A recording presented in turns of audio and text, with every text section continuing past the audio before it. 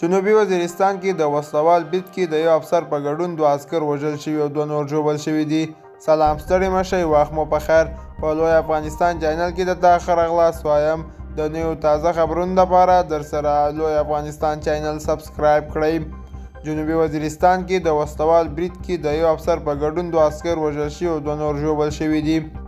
د افغانستان سره پر پوله پرته د خیبر پښتونخوا قبایلي ځاله جنوبي وزیرستان کې د وسلوال په یو برید کې د پاکستان د پوځ د یو افسر په ګډون 2 عسکر وژل شوي او 2 نور ژوبل شوي دي.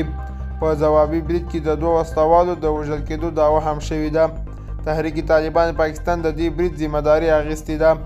امنیتي سرچینې د دریوې سره شریک کړي معلوماتو کې ویلي چې د خالي په شپه د افغان پولو انګور اډې سیمې سره جوخت د دبیر تحصیل په سریکنډه سیمه کې د وسلوالو سره نښته هغه مهال شوي چې د پوځ په یوه پوستۍ د درنو او سپکو وسلو سره برید وکړ. سرچینې وایي برید کې د پاکستان د پوځ یو افسر میجر شجاع او یو بل عسکر وژل شوي او 2 نور ټپیان شوي دي. ټپیان شوي عسکر د هلیکوپټر له لارې روغتون ته رسول شوي دي. د پاکستان پوځ ویاندې ادارې له دې برید په هکله په رسمي ډول څه نه دي ویلي، خو امنیتي سرچینې وایي عسکرو د دې برید ته مؤثر ویلي په شا یې تنبولي دي. دوستانو دا زموږ د دې ساعت چمتو کلی خبر. تر بیا ښې چارې.